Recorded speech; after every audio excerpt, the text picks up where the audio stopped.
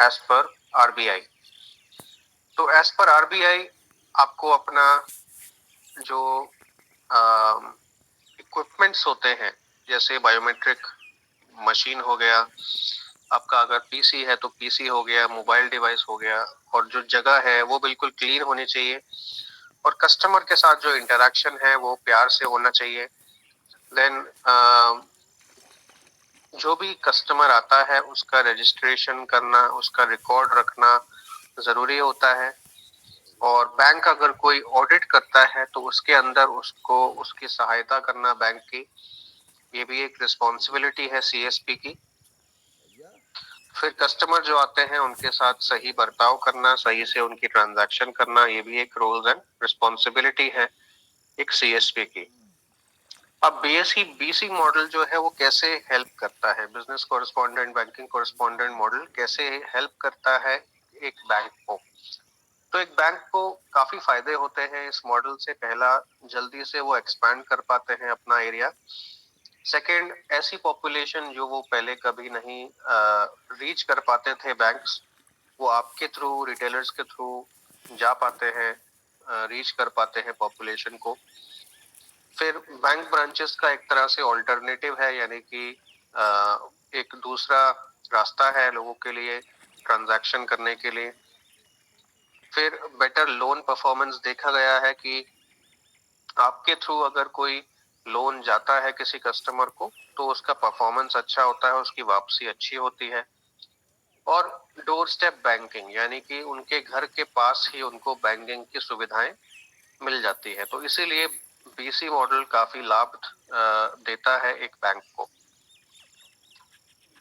अब हम आते हैं जो हमारी सर्विसेज हैं और उसमें क्या क्या रूल्स एंड रेगुलेशन है। पहला है डीएमटी, मनी ट्रांसफर। तो मनी ट्रांसफर में जैसे आपको पता ही होगा, कस्टमर को 1% चार्ज लगता है, मिनिमम 10 रुपए मनी ट्रांसफर के लिए। और जब हम रजिस्टर करते हैं किसी नए बंदे को, जो सेंडर होता है और जो बेनिफिशियरी होता है, तो मनी ट्रांसफर करते हुए अगर पहली बार ट्रांसफर कर रहे हैं तो बेनिफिशियरी वैलिडेशन भी करा जाता है, ताकि बिल्कुल क्लियर हो जाए जहां पे पैसा भेजा जा रहा है उसका अकाउंट नंबर सही है। फिर दूसरी चीज जो इम्पोर्टेंट है कि मनी ट्रांसफर से पहले कस्टमर से पहले कैश ले लिया जाए, उसके बाद ही मनी ट्रांसफर करा जाए। मनी ट्रांसफर एक सिंगल बेनिफिशियरी को, यानी कि एक सिंगल बंदे को नहीं होना चाहिए, काफी सारे मोबाइल नंबर से। अगर कोई फेल हो जाती है ट्रांजैक्शन तो उसका रिफंड ओटीपी वेरिफिकेशन के बाद ही करें। और जब भी ट्रांजैक्शन हो जाती है तो कस्टमर को एक रिसीट दे। तो ये कुछ रूल्स एंड रेगुलेशन है, गाइडलाइंस है मनी ट्रांसफर डीएमटी के अंदर। अब आते हैं हम एईपीएस में।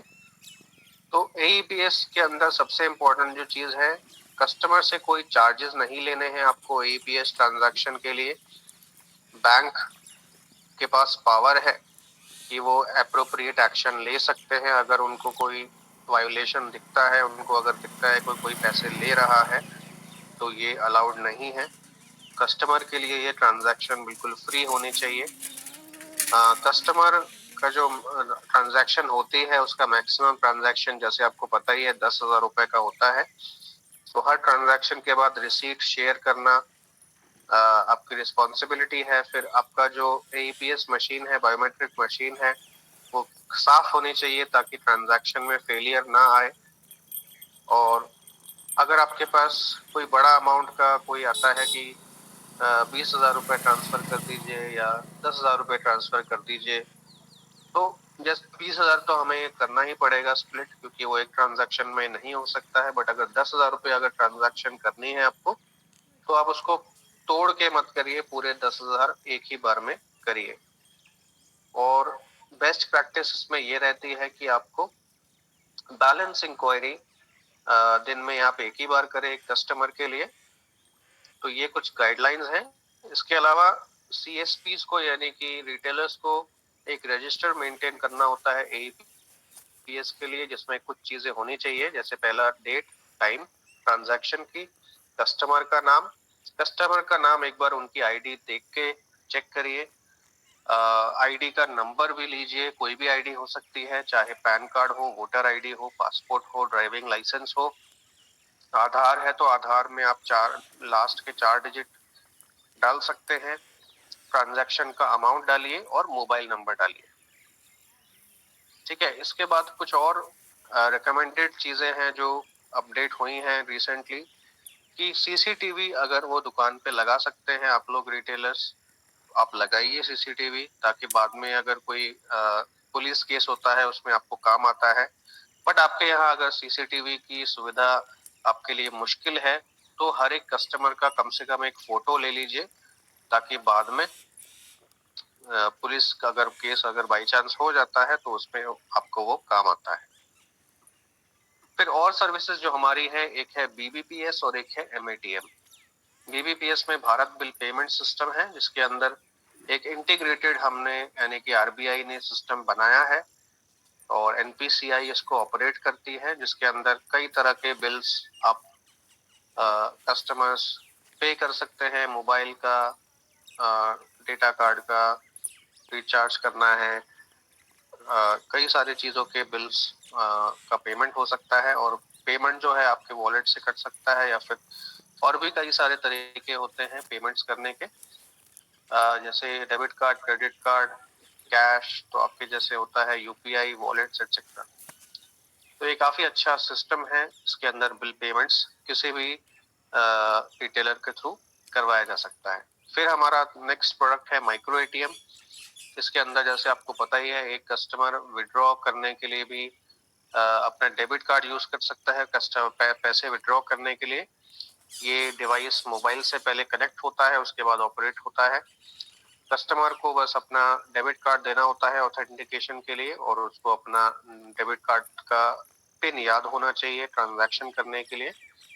और जो भी पैसे रिटेलर के पास है कैश, वो उसको दे देता है मनी विड्रॉ की ट्रांजैक्शन में, और उसके बैलेंस में, उसके वॉलेट में पैसे उसके अकाउंट से आ जाते हैं। तो इसके थ्रू हमारी कंपनी में मनी विड्रॉ हो सकता है और फंड ट्रांसफर, मनी ट्रांसफर भी हो सकता है। इसके अलावा छोटी छोटी ट्रांजैक्शन जैसे बैलेंस इंक्वायरी भी करना चाहते हैं, वो भी हो सकता है। अब हम आते हैं कुछ डूज एंड डोंट्स, यानी कि क्या चीजें करनी चाहिए एक रिटेलर को, क्या चीजें नहीं करनी चाहिए जनरली। तो सबसे पहले तो क्या चीजें करनी चाहिए, एक रिटेलर को ऐसी चीजें डिस्प्ले करनी चाहिए जो बैंक ने या कंपनी ने, जैसे पे नियर बाय ने बोला हुआ है, या पे नियर बाय का ऑथराइज्ड मार्केटिंग मटेरियल है, उसी को आप डिस्प्ले करिए। अनऑथराइज्ड कोई अपना मार्केटिंग मटेरियल मत बनवाइए, ना उसको सर्कुलेट करिए। कस्टमर के साथ अच्छे से बात करिए, अच्छे से बिजनेस करिए। कस्टमर को सारे फीचर्स बताइए, सर्विस के प्रोसेस बताइए। अगर आप डीएमटी कर रहे हैं, मनी ट्रांसफर कर रहे हैं, तो उसका रजिस्ट्रेशन करिए, पहले बेनिफिशियरी एडिशन करिए, सर्विस चार्ज उसको डिटेल में बताइए कितना चार्ज लगेगा उसको। और ग्रीवेंस अगर उसका कुछ है, कंप्लेंट है, तो उसका प्रोसेस के बारे में बताइए। कस्टमर को सही इंफॉर्मेशन दीजिए। और अगर कोई डॉक्यूमेंट स्कैन करने हैं तो बिल्कुल क्लियर डॉक्यूमेंट स्कैन करिए, ताकि अप्रूवल फास्ट हो। अगर कोई आपके पास फेक नोट्स आते हैं तो एज पर बैंक गाइडलाइंस उसको आप ऑपरेट करिए। केवाईसी डॉक्यूमेंट आप सही से चेक करिए सबका, जो भी कस्टमर मनी ट्रांसफर के लिए आता है स्पेशली, उसका आईडी चेक करिए। और जो भी सर्विसेज हम देते हैं वो एडिक्वेट टर्म्स एंड कंडीशन के हिसाब से उसको प्रदान करिए। नेक्स्ट आता है डोंट्स, यानी कि क्या चीजें आपको नहीं करनी है। तो कस्टमर को स्टिपुलेटेड अमाउंट जो है, जो हमारा कंपनी का चार्ज है, उससे ज्यादा चार्ज मत करिए। किसी कस्टमर को मना मत करिए सर्विस के लिए बिना किसी जेन्युइन रीजन के। ऑफलाइन कोई ट्रांजैक्शन मत करिए अपने पर्सनल अकाउंट से। अपना जो यूजर नेम पासवर्ड है वो किसी और को मत दीजिए।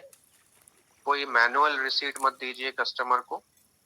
अपना कोई प्रोडक्ट साथ में अटैच मत करिए, कोई अपना मार्केटिंग स्कीम, प्रमोशन स्कीम मत बनाइए जिससे आप चाहे कि ट्रांजैक्शन बढ़ जाए, रजिस्ट्रेशन बढ़ जाए। तो अनऑथराइज्ड कोई भी प्रमोशन स्कीम, कोई प्रोडक्ट, कोई सर्विस जो बैंक या कंपनी से ऑथराइज नहीं है, वो साथ में मत दीजिए। और ऑफलाइन रिफंड किसी को मत दीजिए, ऑनलाइन जब हो जाता है तभी उसको ऑनलाइन रिफंड दीजिए जब उसके पास ओटीपी आ जाता है। देन अब हम आते हैं केवाईसी एंड एएमएल मेजर्स, यानी कि केवाईसी के लिए और मनी लॉन्ड्रिंग के लिए कस्टमर्स के लिए हम क्या करते हैं, बैंक ने क्या रिकमेंड करा है और बैंक क्या खुद करता है मनी लॉन्ड्रिंग को रोकने के लिए।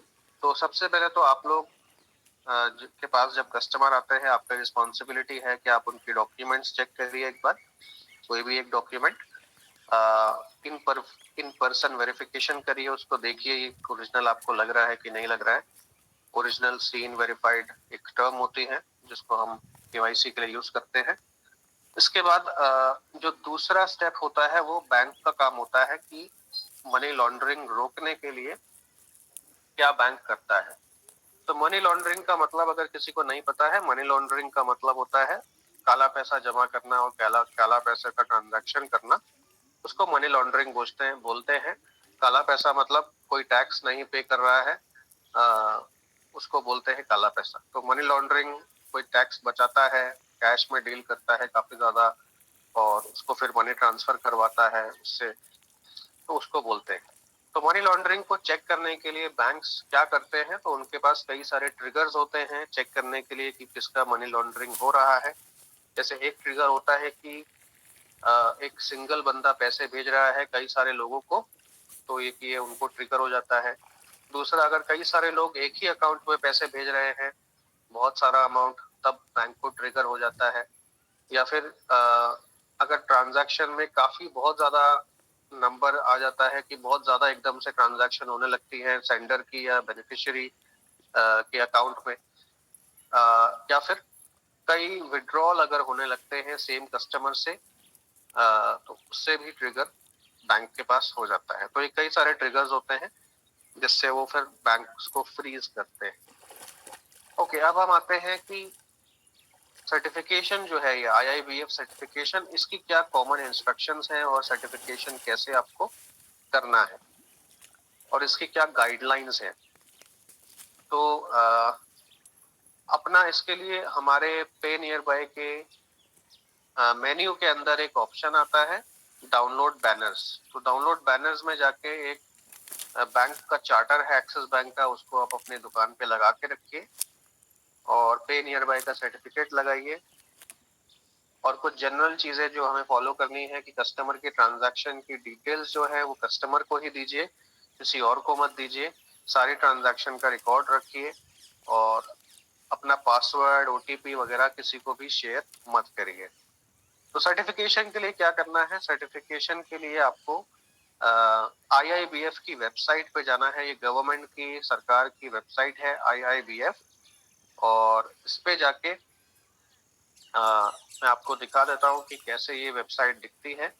आप जब गूगल पे इसको सर्च करेंगे आईआईबीएफ, तो आपको इसका वेबसाइट दिख जाएगा। इस वेबसाइट में आपको अप्लाई नाउ पे जाना है और मेंबरशिप लेनी है।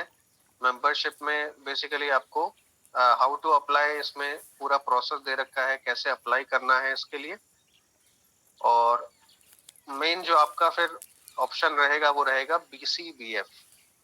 तो बीसीबीएफ के अंदर आपको अप्लाई करना है। मेंबर्स के अंदर आपको एक्सिस बैंक का नाम डालना है अगर आप एक्सिस बैंक का काम करते हैं। और आजकल हाँ, एक्सिस बैंक ने स्कीम भी रखी है कि आप अपना आईआईबीएफ का सर्टिफिकेट अपलोड करेंगे हमारे पास, यानी कि पे नियर बाय के ऐप पे, तो आपको 150 रुपए का कैशबैक भी मिलेगा। तो इस कैशबैक को लेने के लिए आपको सबसे पहले तो एग्जाम देना है। इसको एग्जाम देने के लिए आपको बीसीबीएफ ऑप्शन में जाके अप्लाई मेंबर्स के ऑप्शन में जाके जब पूरा अपनी डिटेल्स डालनी है और लिखना है कि आप एक्सिस बैंक के थ्रू इसका एग्जाम देंगे, तो फिर जब इसका एग्जाम हो जाएगा, सर्टिफिकेट बन जाएगा इसका, तो आपको 150 रुपए का आपके वॉलेट में कैशबैक भी हम प्रोवाइड करेंगे, क्योंकि आपके लिए एक एक्स्ट्रा बेनिफिट है। तो ये पूरा प्रोसेस है। इसके अलावा अगर आपको देखना है कि एग्जाम सेंटर कहाँ होगा, कहाँ एग्जाम होने वाला है आपका, तो आपको नीचे यहीं पे सीएससी एग्जाम सेंटर की लिस्ट दिखेगी। तो इसमें आप अपने स्टेट के हिसाब से, क्या स्टेट है आपका, बिहार है, यूपी है, दिल्ली है, कुछ भी है। जैसे दिल्ली का मैं एग्जांपल ले रहा हूँ, दिल्ली मैंने लिखा। अब मैं डालूंगा कि कहाँ पे दिल्ली में है। जैसे साउथ ईस्ट दिल्ली मेरा है, तो मैं साउथ दिल्ली करता हूँ। इसमें जाके जब मैं सबमिट करूंगा तो मुझे दिख जाएगा कौन कौन सी जगह पे टेस्ट हो सकता है।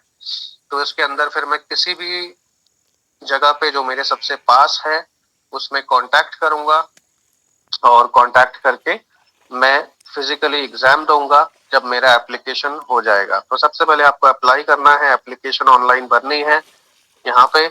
उसके बाद आपको टेस्ट देना है जाके इन सेंटर्स में से किसी भी एक सेंटर में।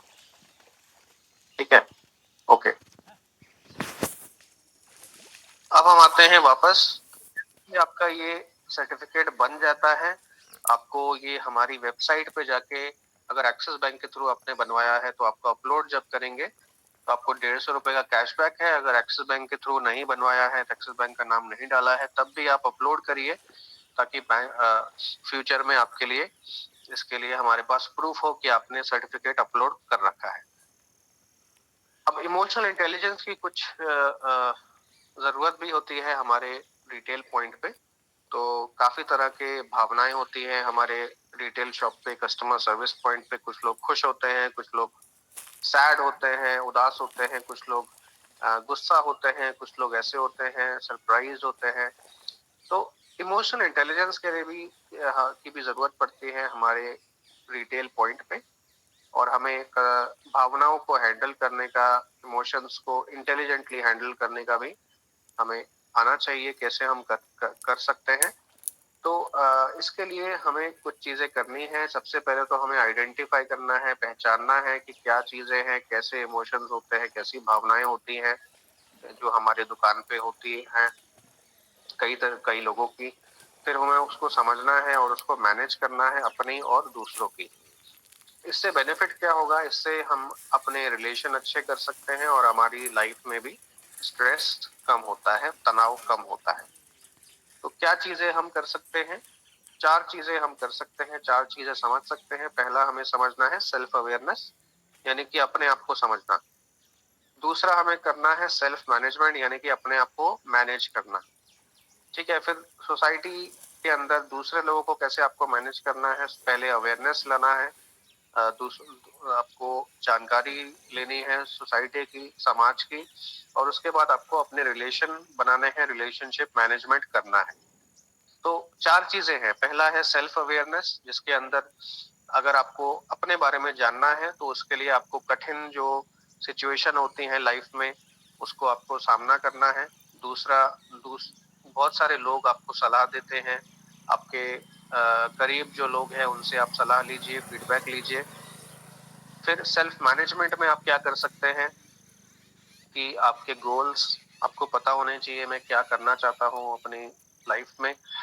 फिर इसके अलावा आप अपने काम पे खुश रहिए, खुश रहने की कोशिश करिए, और फन करिए थोड़ा बहुत अपने वर्क प्लेस पे, अपने अपने रिटेल पॉइंट पे। इसके अलावा जो भी आपका काम है उस पर फोकस रखिए। इसके बाद विजुअलाइज करिए कि मेरा क्या उद्देश्य है, मैं क्या करना चाहता हूँ लाइफ में, कितना मैं कर चुका हूँ, और उसको ट्रैक करिए कि मैं कैसे और आगे अपना इसको, जो भी मेरा सक्सेस का मयार है, मैं कैसे इसको अचीव कर सकता हूँ। फिर तीसरा है सोशल अवेयरनेस, कि हम सोसाइटी को, समाज को कैसे समझ सकते हैं। तो समाज को समझने के लिए आपको सुनने की आदत डालनी पड़ेगी। उसके बाद कल्चरल डाइवर्सिटी है हमारे देश में भी, काफी कई तरह के लोग हैं, तो हर एक को अपनाइए। तीसरा, जो भी आपका काम है, मोमेंट है, उसको उसी मोमेंट में रहिए, अगर ज्यादा सोचिए मत जिससे आप उस मोमेंट से बाहर आ जाते हैं। फिर दूसरों के जो इमोशंस हैं, दूसरों की भावनाएं अगर आप समझना चाहते हैं तो अपने आप को उनकी जगह रख के देखिए कि मैं अगर इनकी जगह होता तो कैसे क्या होता। And lastly, relationship management. Relationship management के अंदर अपने आप को, अपना दिमाग खुला रखिए, सिंसियर रखिए। फिर फीडबैक अगर कोई आपको देता है तो वो पॉजिटिवली लीजिए। सलाह अगर कोई देता है तो उसको अच्छा समझिए। दूसरों पे गुस्सा मत होइए, और अगर कोई अच्छा काम करता है उसको उसका कॉम्प्लीमेंट दीजिए, दाद दीजिए, शाबाशी दीजिए, ताकि उसको भी रिस्पेक्ट फील हो और उसका वो भी आपकी उस चीज के लिए रिस्पेक्ट करे। तो ये कुछ चीजें हैं जो हम अपनी लाइफ में कर सकते हैं। डेली लाइफ में हम अपने सीएसपी सेंटर पे भी कर सकते हैं, ताकि हमारे रिलेशंस अच्छे हों और हमारी लाइफ में तनाव कम हो। इसके बाद कुछ ग्रीवियंस मैकेनिज्म के लिए, कंप्लेंट्स के लिए कुछ ये बैंक्स के नंबर्स हैं जिसका आप ये स्क्रीनशॉट ले सकते हैं। अगर कोई आपको बैंक से काफी ज्यादा बड़ी कंप्लेंट है तो इन बैंक्स को कांटेक्ट करने के लिए नंबर्स को आप कॉल कर सकते हैं या ईमेल कर सकते हैं। सबसे नीचे हमारा पे नियर बाय का भी नंबर है, जिसमें आप बेझिझक कोई भी कंप्लेंट होती है इसमें आप कॉल कर सकते हैं। तो ये एक छोटी सी ट्रेनिंग थी जो कि एक तरह से इंट्रोडक्शन है IIBF BC सर्टिफिकेशन के लिए, जो आपको पता होना चाहिए। जिसने भी लेट ज्वाइन करा है, प्लीज आप सबको अपना अटेंडेंस लगाना है। अटेंडेंस के लिए मैं आप सबको इसका लिंक भेज चुका हूं, दोबारा से लिंक मैं भेज रहा हूं। लिंक आपको एक्सेस करने के लिए आपको नीचे 3 डॉट दिख रहे होंगे अपने मोबाइल में, अगर मोबाइल से कर रहे हैं तो। और उसके बाद आपको एक ऑप्शन आएगा इन कॉल मैसेजेस, तो इन कॉल मैसेजेस में जाके आपको ये लिंक क्लिक करना है। लिंक क्लिक करने के बाद आपको अपना मोबाइल नंबर फीड करना है और सबमिट करना है, जिसके बाद जाके हमारे पास रिकॉर्ड आ जाएगा कि आपने ये ट्रेनिंग अटेंड कर ली है। तो ये बेसिकली ट्रेनिंग थी। आपका लिए बहुत बहुत शुक्रिया। आप लोग को मैंने प्रक्रिया बताई है कि कैसे IIBF का सर्टिफिकेट आपको लेना है। मैं दोबारा से एक बार बता रहा हूँ, आपको IIBF की वेबसाइट पे जाना है, गूगल पे आप सर्च कर सकते हैं। इसके बाद BCBF का एक ऑप्शन है, इसमें जाके अप्लाई करिए। आप मेंबर्स में एक्सिस बैंक का अगर नाम डालना चाहते हैं, एक्सिस बैंक का अकाउंट ओपनिंग अगर आप फ्यूचर में करना चाहते हैं या ऑलरेडी आप कर रहे हैं, तो एक्सिस बैंक का नाम लेके आप उसको रजिस्टर करिए। और अगर आसपास के अपने एग्जाम सेंटर देखना चाहते हैं आप, तो CSC exam centre venue list में जाके अपना आपको स्टेट सिलेक्ट करना है और सेंटर आप देख सकते हैं कि आपके डिस्ट्रिक्ट में सबसे पास कौन सा पड़ेगा। तो ये बेसिकली ट्रेनिंग थी, छोटी सी इंट्रोडक्शन आपको इस IIBF सर्टिफिकेट को इंट्रोडक्शन कराने के लिए। होप आपने इससे कुछ सीखा होगा। Thank you very much for attending the session. आपका दिन शुभ हो। हम अभी आपसे अलविदा लेते हैं।